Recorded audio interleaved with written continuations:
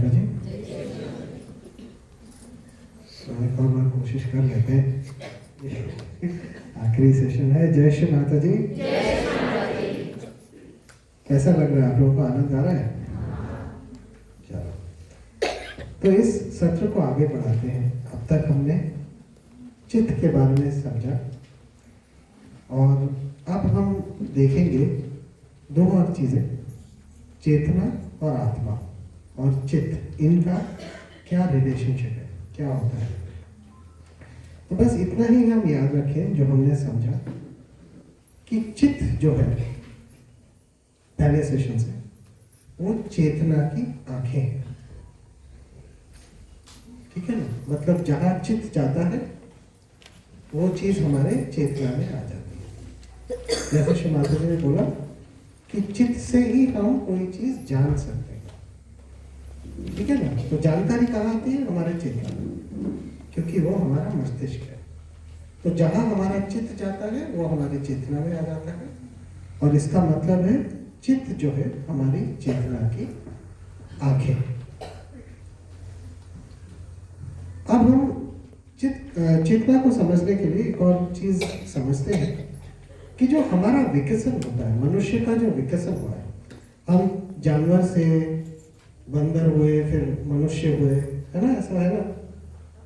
तो ये जो जानवर से मनुष्य बनने का हमारा पूरा सफर है, तो इसमें हमारे अंदर विकसन किस चीज की होती है? कौन सा चीज है जो हमारे अंदर विकास होता है? मस्तिष्क। करेक्ट। तो कौन सा चीज? मस्तिष्क। क्या है मतलब कौन सी चीज वो हमारे मस्तिष्क में है? नॉलेज, ज्ञान, लगन,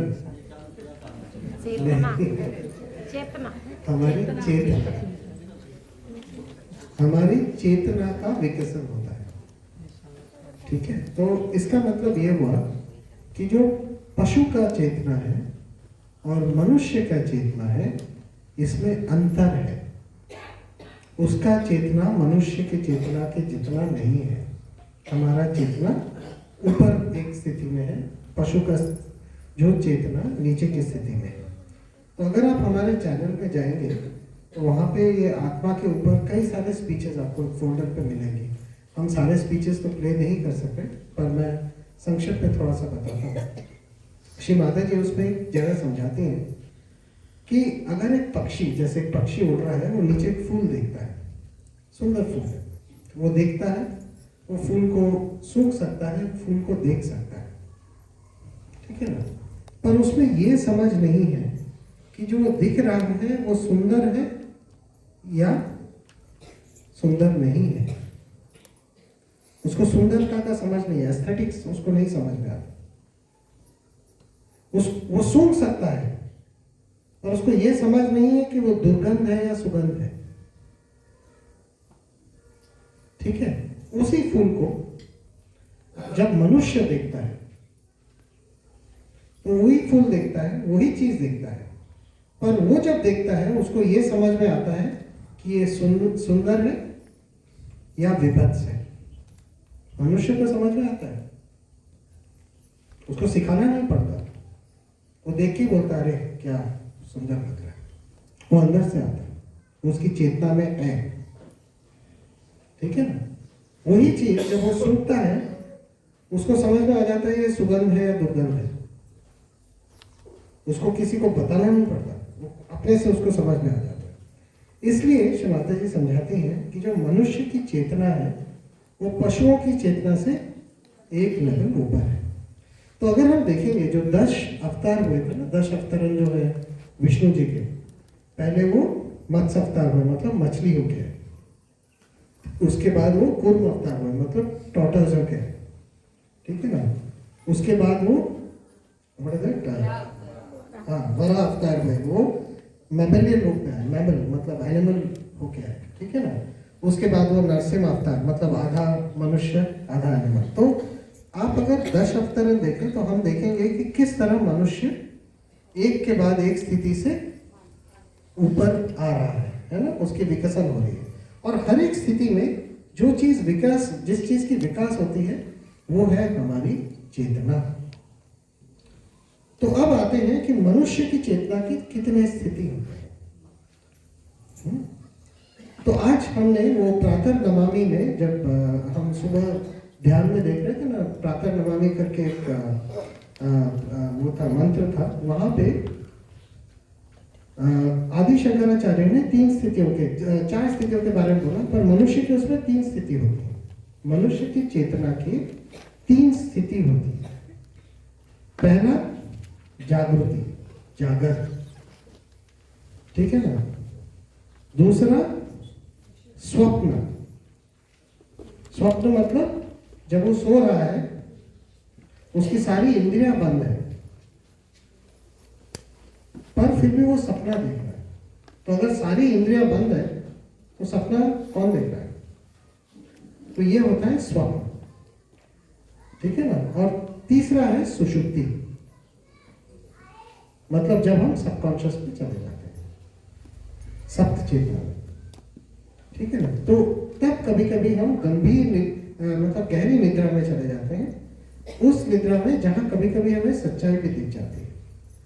मतलब हमारे नींद में कुछ हमें ऐसे पता, सुबह उठेंगे तो हमें लगेगा कि आज ऐसे होने वाला, और ऐसा हो जाता है। तो ये मनुष्य की चेतना की 3 स्थिति है। जागृति मतलब जब हम जागे हुए हैं, जैसे कि अभी। स्वप्न जब हम सो रहे हैं, सपना देख रहे हैं। और तीसरा सुषुप्ति, जब हम गहरी निद्रा में होते हैं। ये मनुष्य की 3 स्थितियां हैं। पर जब हम आत्म साक्षात्कार प्राप्त करते हैं, हम उस तीसरी स्थिति से एक और स्थिति में आ जाते हैं, उसको बोलते हैं तुरिया। तो हम सब जो सहयोगी हैं, जिनका आत्म साक्षात्कार हो गया है, वो एक और स्थिति को प्राप्त करते हैं, जिसको बोलते हैं तुरिया स्थिति। और इस तुरिया स्थिति में हमारे पास 2 ऐसी चीजें और होती हैं हमारी चेतना में, जो मनुष्य के, जो नॉर्मल मनुष्य मतलब जो आत्म साक्षात्कारी नहीं है, उसकी चेतना में नहीं होती। मतलब जब हम तुरिया स्थिति में आते हैं, हमारी चेतना एक स्थिति ऊपर और आ जाती है, ठीक है। मनुष्य की 3 स्थितियां, और सहयोगी जो होते हैं उनकी चेतना 4थी स्थिति में आती है। तो वो क्या चीज है? 2 चीज।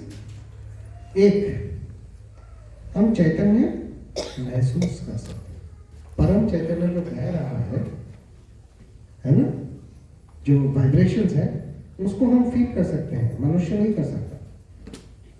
और दूसरा, कुंडलिनी हम उठा सकते हैं, मनुष्य नहीं कर सकता। तो हमारा जो चेतना है वो एक स्थिति आगे बढ़ जाता है।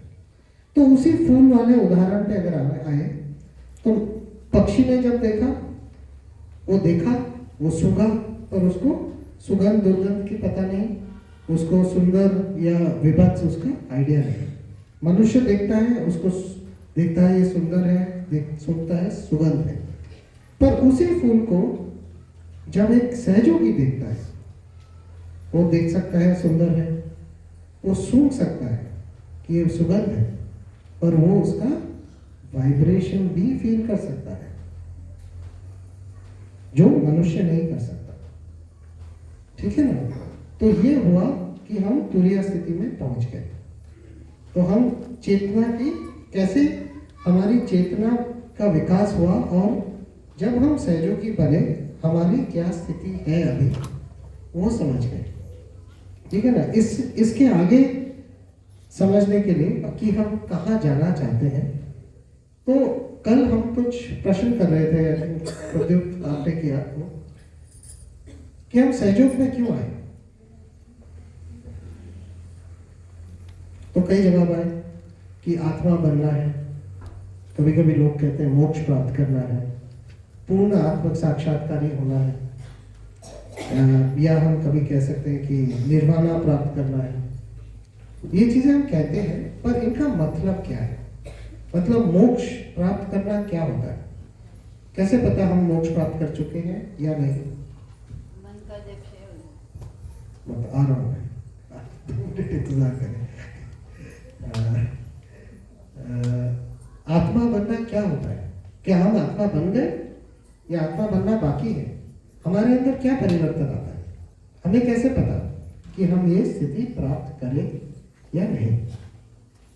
तो इसके बारे में समझने के लिए हमें देखना है कि जब कुंडलिनी माँ उठती है तो हमारे अंदर क्या होता है। एक्चुअली जब हमें आत्म साक्षात्कार मिलता है तो हमारे अंदर क्या होता है। तो जब कुंडलिनी माँ ऊपर उठती है तो वो चित्त को अपने साथ ले लेती है, लपेट लेती है, जैसे प्रदीप ने समझाया, और सहस्त्रार पे आ जाती है। ठीक है ना। पर जो हमारा आत्मा है वो अभी भी हमारे हृदय में है, वो देख रहा है। तो श्री माता जी एक बड़ा सुंदर उदाहरण देते हैं। हम एक स्पीच देखेंगे 1984 पंढरपुर का शिवरात्रि पूजा, अभी हम देखेंगे। श्री माता जी बड़ा उदाहरण सुंदर सा देती हैं।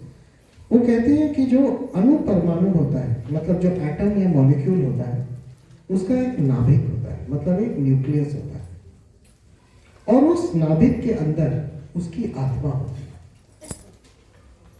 ठीक है ना, मतलब उस न्यूक्लियस में उसका आत्मा होता है।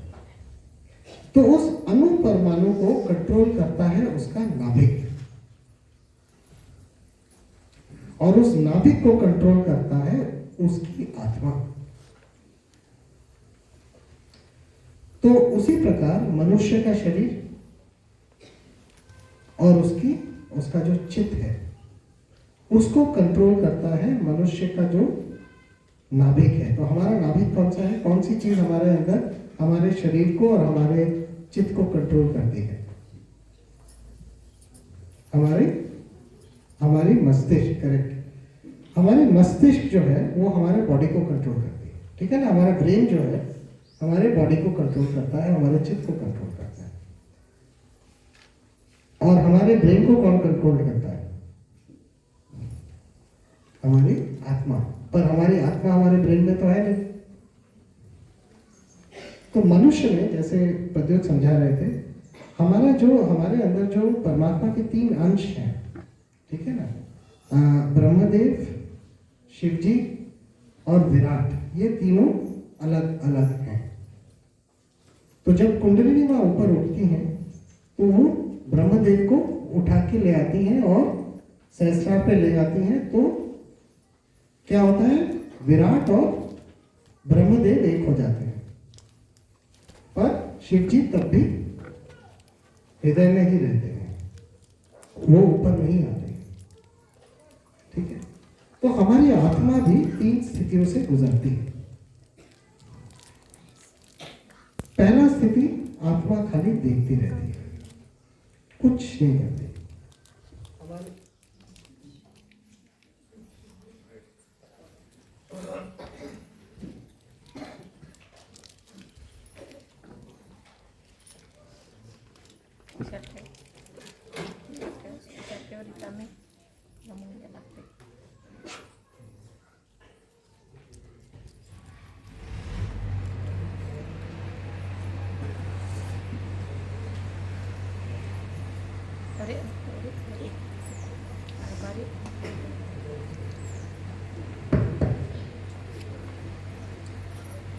तो हमारी आत्मा भी 3 स्थितियों से गुजरती है।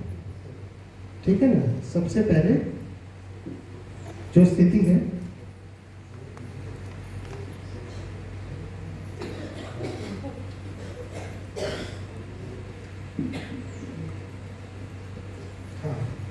पॉइंट दिखा रहे।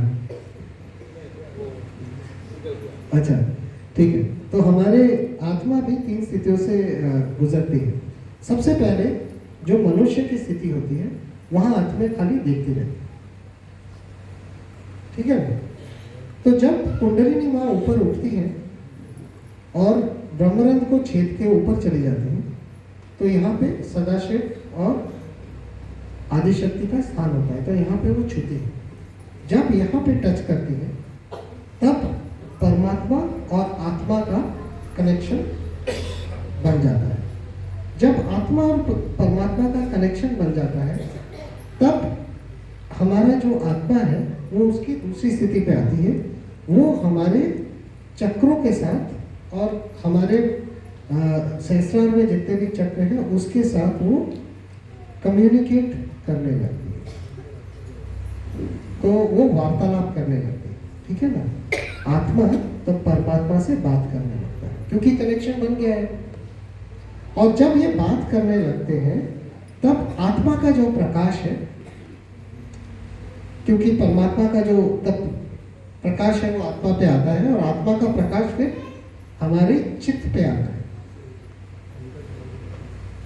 और जब वो हमारे चित्त में आता है हम उसको क्या बोलते हैं?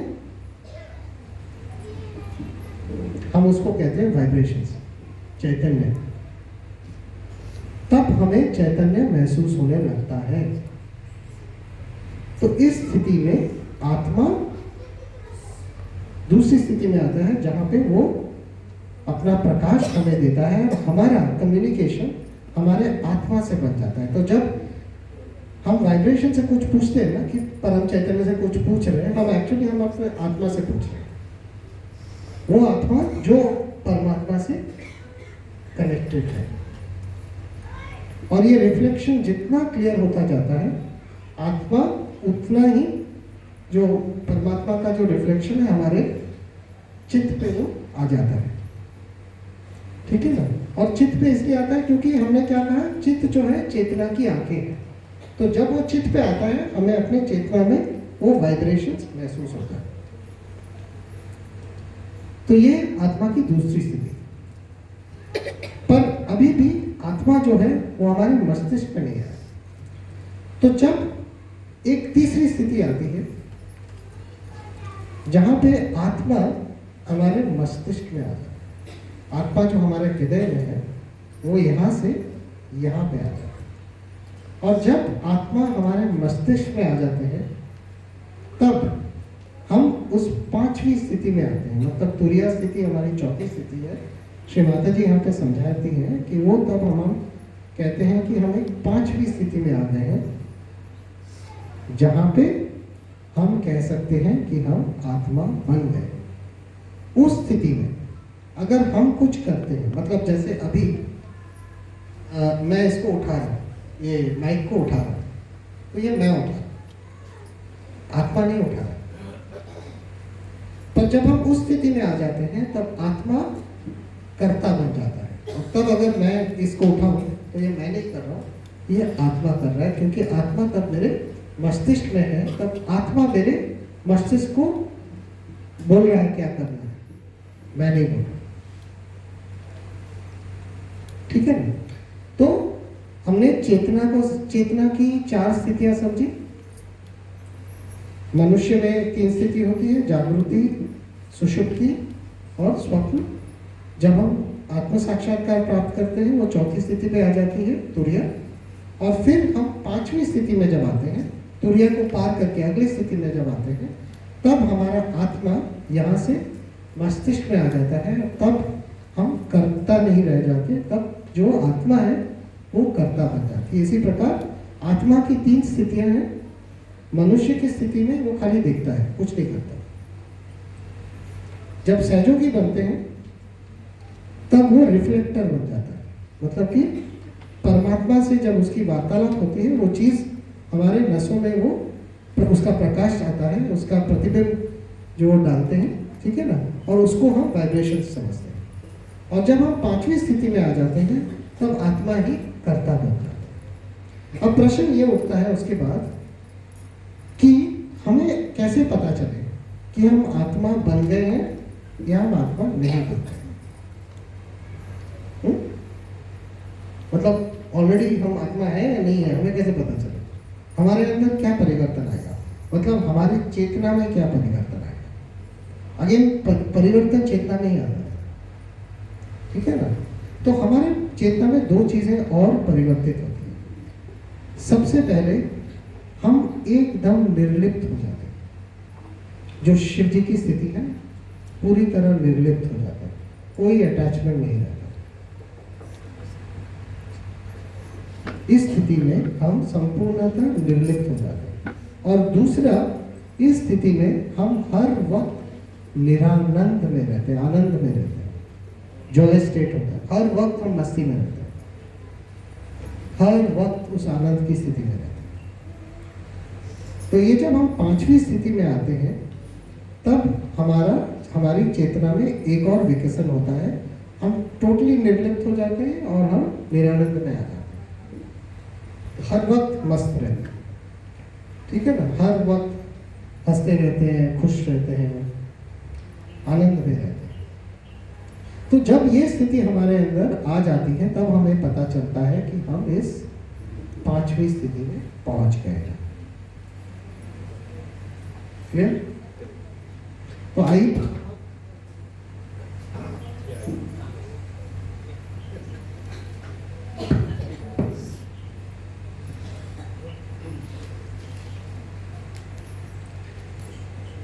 और आखिर में एक प्रश्न और श्री माता जी समझाती है इस बीच में कि हमें इस पांचवी स्थिति में पहुंचने की जरूरत क्या है। ठीक तो है, हम लोग सहयोगी बन गए, चौथी स्थिति में आ गए, वाइब्रेशंस फील कर रहे हैं, ऑलरेडी इवोल्यूशन हो चुका है, ठीक है। तो हमें इस पांचवी स्थिति में पहुंचने की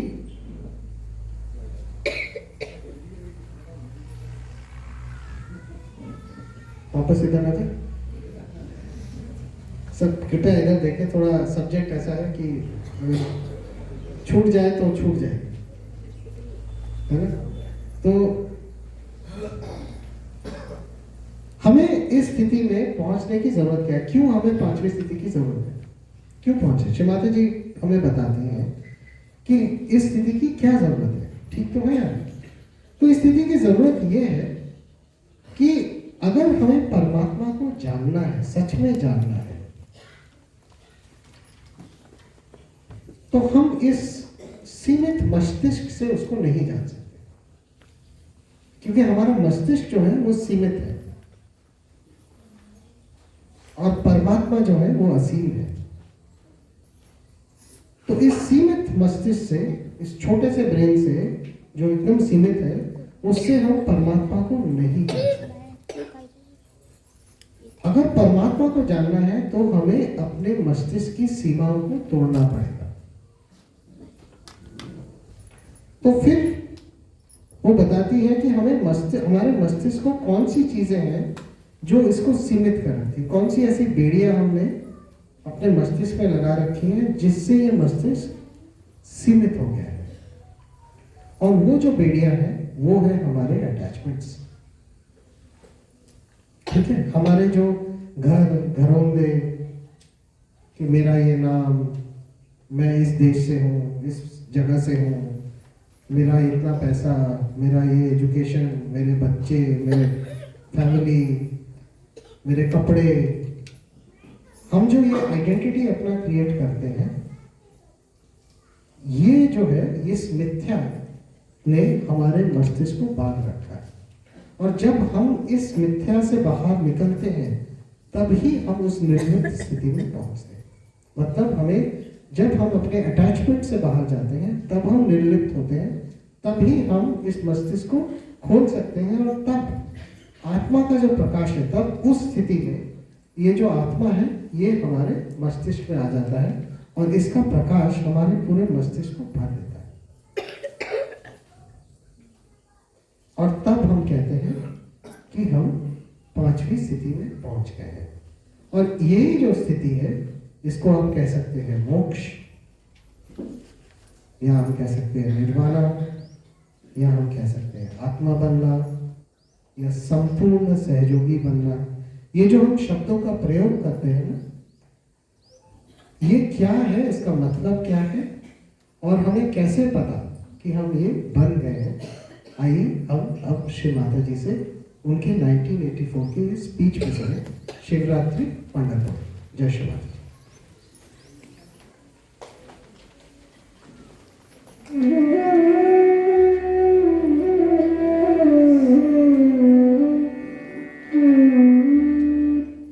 My idea of coming to Pandharpur for Shiv Puja was this: that Shiva represents the spirit,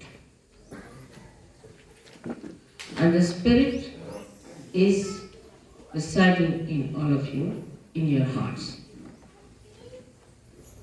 The seat of Sadashiva is on top of your head.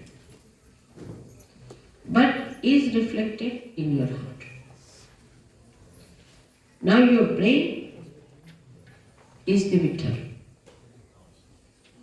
So to bring spirit to your brain means enlightenment of your brain. Enlightenment of your brain means the limited capacity of your brain has to become unlimited in its capacity to realize God. I will not use the word understand, to realize God. How powerful He is, how miraculous He is, how great He is. The another is that the brain of man can create, of course, out of the dead. But when the spirit comes into brain, then you create living things, living work of humanity. Even the dead start behaving like living because you touch the spirit in the dead. Like the nucleus inside every atom or a molecule has the spirit of that molecule.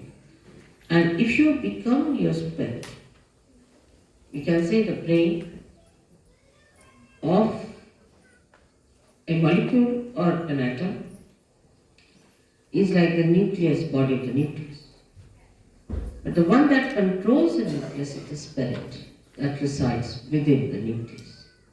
So now you have got the attention or the body, whole body of the atom, then the nucleus, and inside the nucleus is the spirit.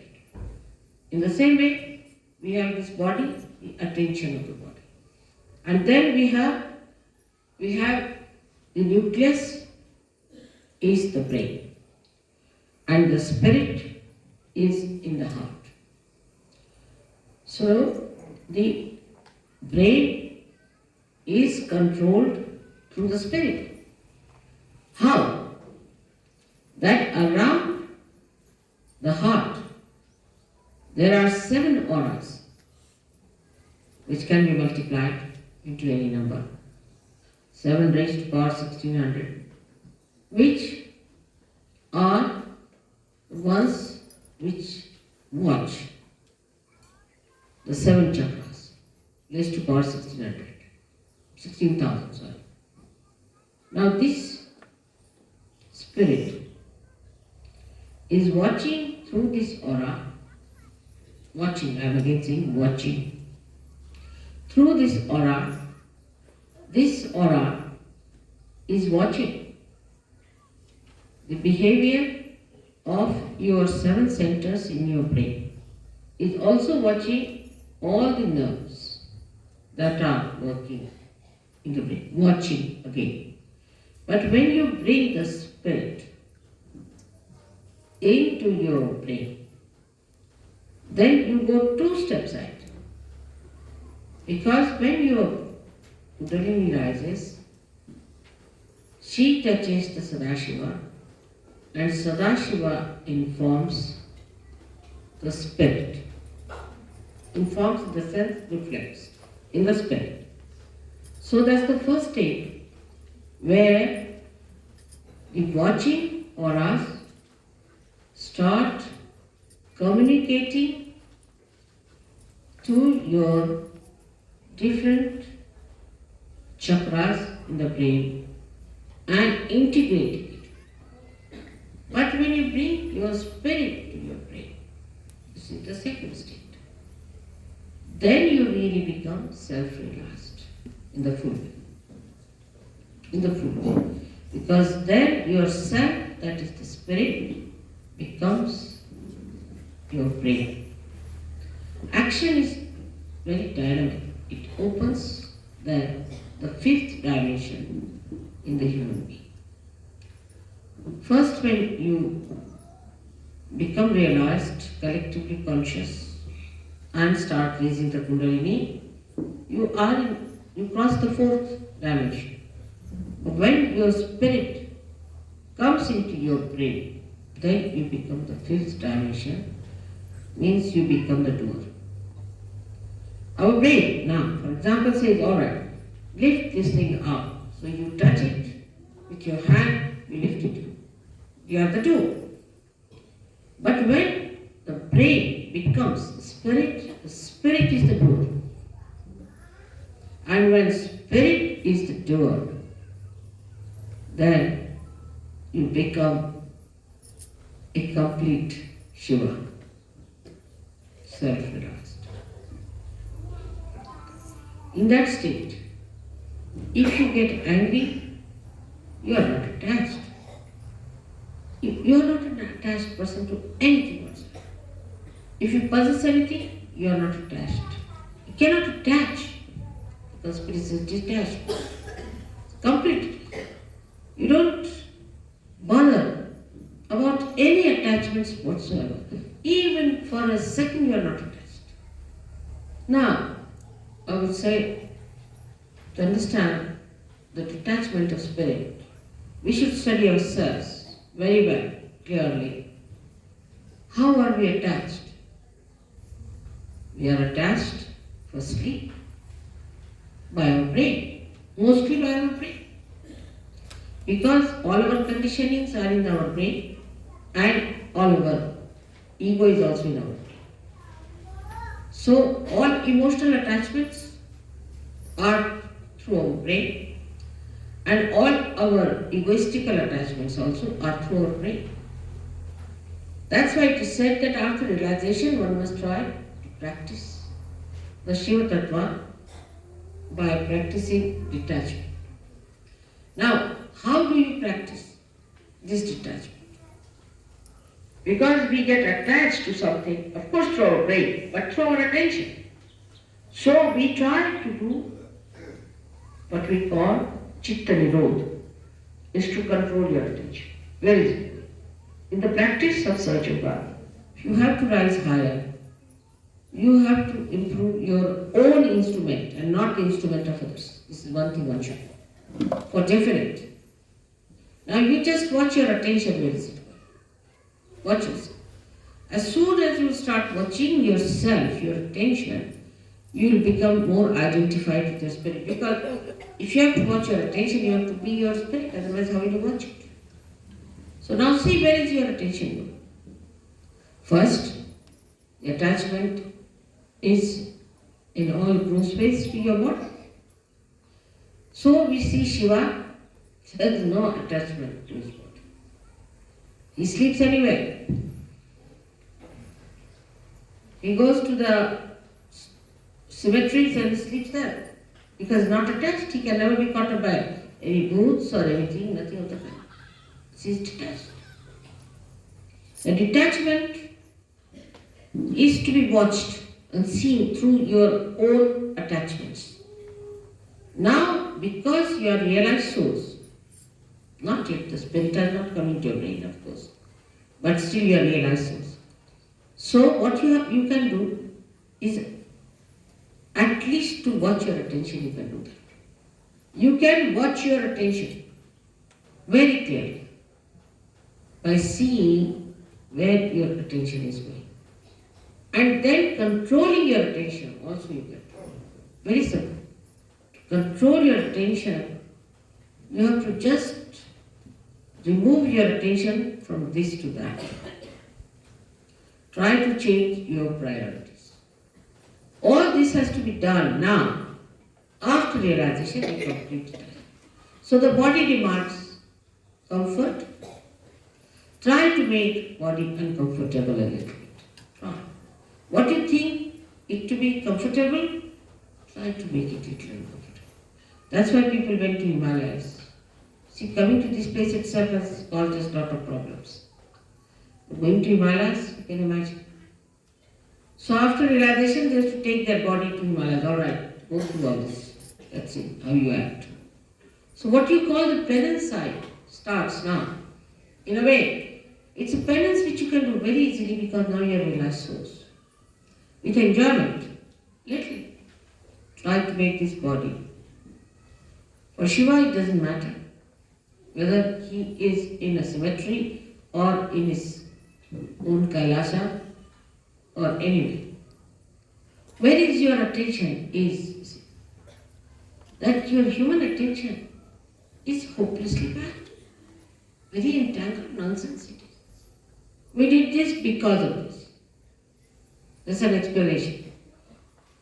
Or others have to do an explanation. No explanation is needed. To be given or to be accepted or to be asked.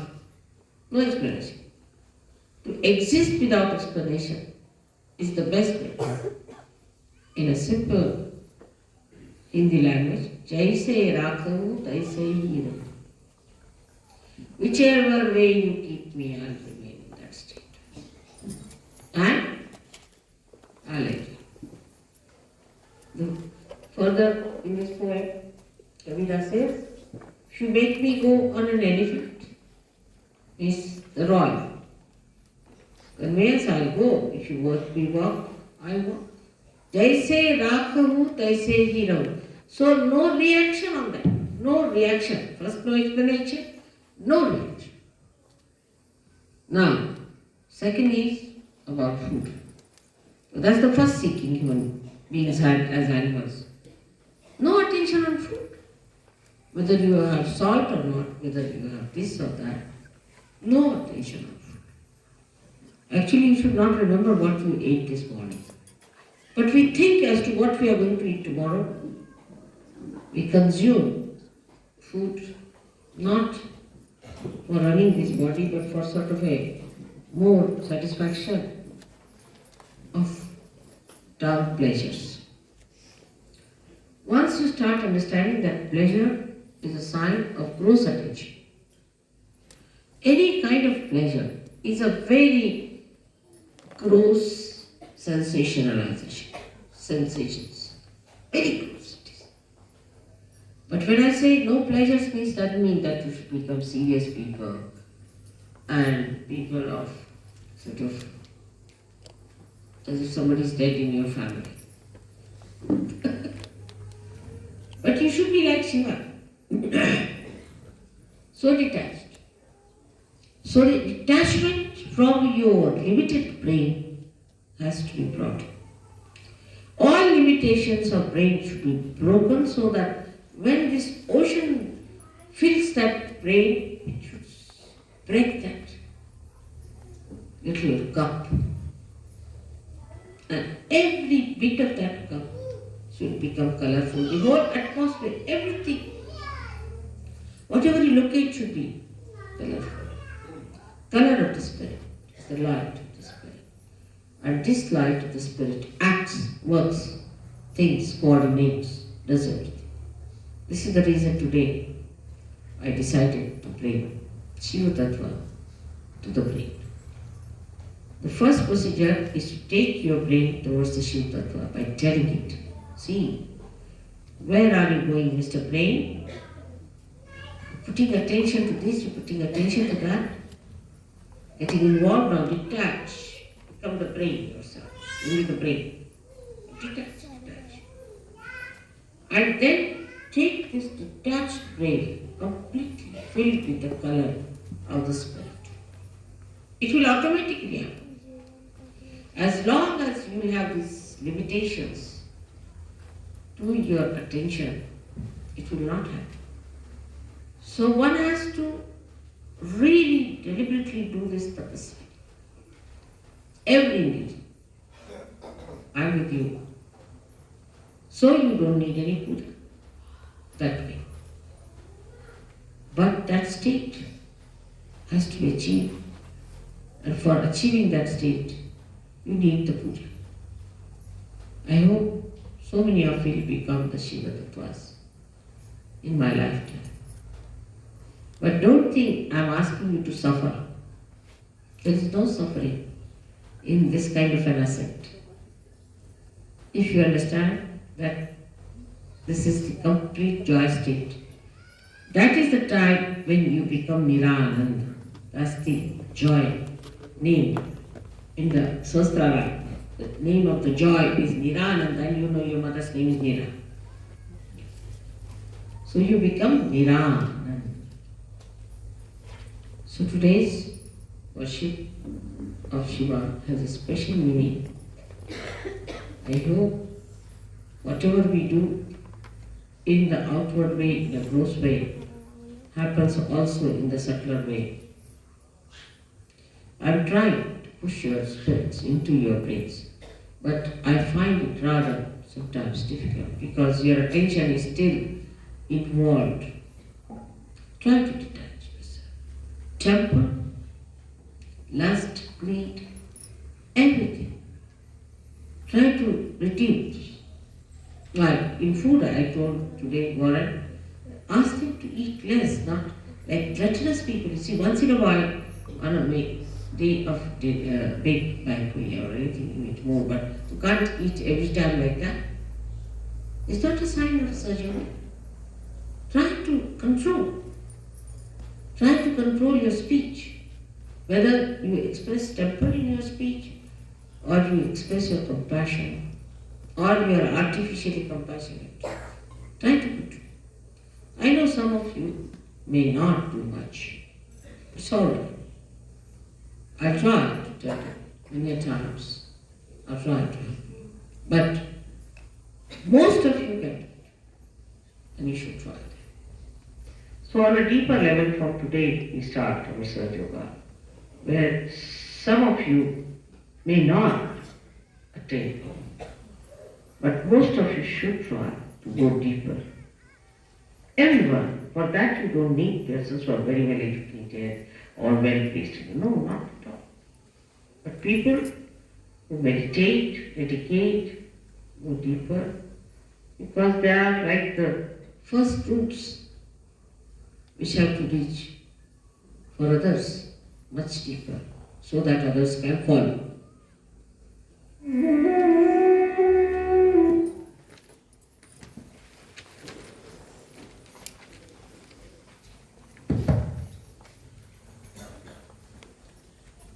जय श्री माता जी। तो अब ये वाला clear हो गया। चित्त, आत्मा और उनकी स्थिति, और चेतना और उनकी स्थिति, हम किस स्थिति में हैं और आगे किस स्थिति में जाना है। एक चीज बस अगर हम देखें कि जब हमें आत्म साक्षात्कार मिलता है, तब जो चित्त है और उसको कुंडली माँ ऊपर ले आती है, मतलब कि ब्रह्मदेव और विराट का संगम हो जाता है जब हम तुरीय स्थिति में पहुंचते हैं। पर आत्मा तब भी यहाँ पे है, तो हमें तब आत्म बोध मिलता है। तो जो हम आत्म साक्षात्कार प्राप्त करते हैं ना, जब हम आत्म साक्षात्कार हमारा होता है, तब एक्चुअली हमें आत्म बोध मिलता है, मतलब आत्मा का बोध हमें अपने हाथों में मिल जाता है और हम अपने आत्मा से बातें करते हैं। उसके बाद जब हम इस पांचवी स्थिति में जाते हैं जहाँ आत्मा भी ऊपर आ जाता है, तब ये तीनों का संगम होता है और तब सत्य, चित्त, आनंद एक हो जाते हैं यहाँ पे और हम उस स्थिति में पहुंच जाते हैं जिसको ये पांचवी स्थिति हम कह रहे हैं। तो ये भी समझ में आना जरूरी है कि जब हम आत्म साक्षात्कार प्राप्त करते हैं वो क्या है, और पूर्ण आत्म साक्षात्कार मतलब जब आत्मा भी यहाँ चला जाता है तब उसको कहते हैं पूर्ण आत्म साक्षात्कार। ठीक है ना। अब आगे बढ़ते हैं। अब प्रश्न ये उठता है कि हमने इंजन तो समझ लिया, आप उठा लो ना, हमने इंजन तो समझ लिया कि कार्बोरेटर कहाँ है, इंजन कहाँ है, पेट्रोल कहाँ डालना है, अगर हम क्लच दबाएं तो कौन सा गियर हिल जाता है, सब कुछ हमने समझ लिया। ठीक है। पर जब हम गाड़ी चलाते हैं तब क्या हम ये सब देखते हैं कि अभी हमने ऑन किया तो वहां से इलेक्ट्रिक का करंट यहाँ गया, फिर वो हुआ, वो गियर हिला, ऐसे तो हम नहीं सोचते ना, गाड़ी चलाते हैं और चला देते हैं। तो अब हमें देखना ये है कि हमने समझ लिया सारा इंजन, ठीक है ना, पर हमें करना क्या है? हमें तो गाड़ी चलाना है। तो हमें आगे बढ़ने के लिए क्या करना है उसको देखते हैं, ठीक है ना। ये क्योंकि ये बहुत लंबा इंजीनियरिंग प्रोसेस है, इस पे अगर हम खो गए तो घूमते ही रहेंगे।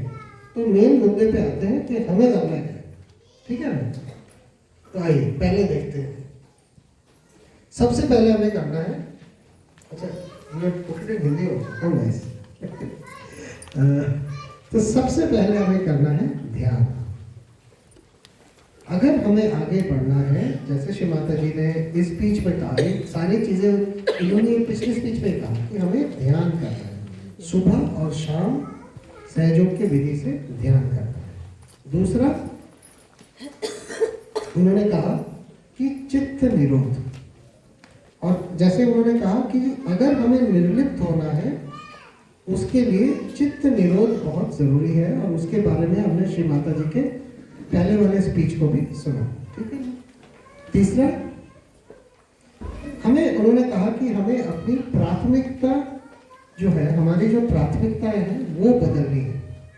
तो प्रश्न ये उठता है कि एक सहयोगी की प्राथमिकताएं क्या होनी चाहिए, हमारा क्या लक्ष्य होना चाहिए।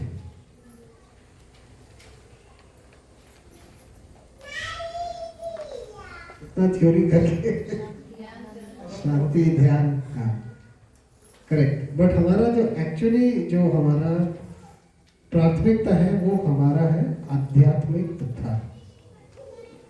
क्योंकि लक्ष्य तो हमें प्राप्त हो गया कि हमें 5वीं स्थिति में जाना है, आत्मा बनना है, पर ये तभी होगा जब हम सब अपनी प्राथमिकताएं बदल के हम अपने आध्यात्मिक उत्थान के ऊपर जोर देंगे।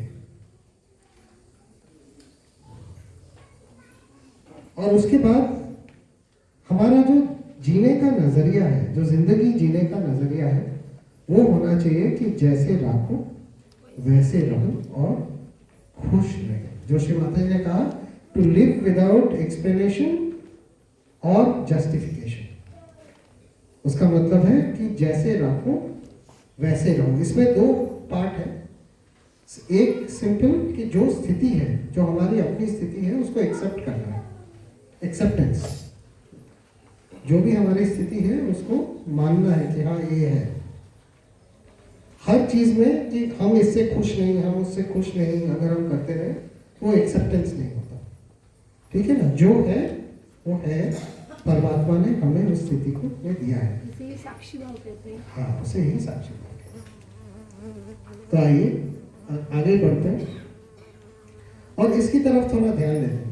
You have that other one, that one where you put the, अच्छा आगे बढ़ो, ठीक है। तो ये वाला थोड़ा देखें, मैं इस तरफ आ जाता हूँ ताकि आप लोगों को देखने में बाधा ना करो। आप लोगों को याद होगा ये वाला चार्ट जो था हमने पहले दिन लगाया था, ठीक है ना, निर्विचार वाला स्थान। तो अब फिर देखते हैं, अगर हम जब ध्यान करते हैं, देखिए कितना श्री माता जी ने हमारे लिए सिंपल बना दिया है।